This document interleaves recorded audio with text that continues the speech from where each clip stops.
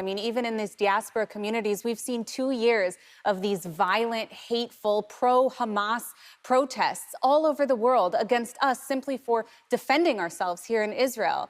And, you travel abroad and you're constantly warned to hide any Jewish symbols or don't show that you're from Israel, don't speak Hebrew in public. And yet you see Iranians completely fearless because they have nothing left to lose. I saw Iranians walking around in IDF sweatshirts in London. Wow. I said, do you want to die?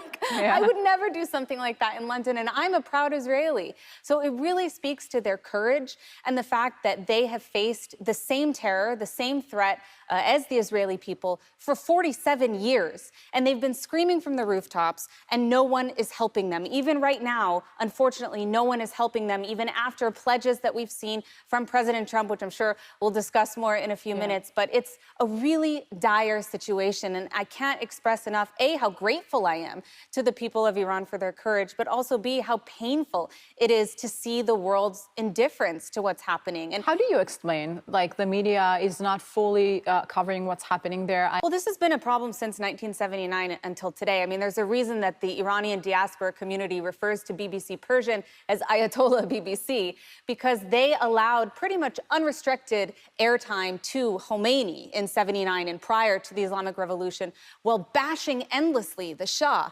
And they've actually continued that tradition since then. Even now, you see them focusing on bashing the Crown Prince of Iran, Reza Pahlavi, who we see Iranians all over Iran chanting in the streets to return for.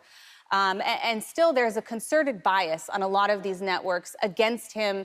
There's, for some reason, there's some sort of sympathy towards the Islamic Republic. I shared on social media a few days ago something about how the world reacts in horror, correctly so, to the atrocities committed by ISIS. But ISIS was really only a few years in which they had that kind of power to carry out what they were carrying out.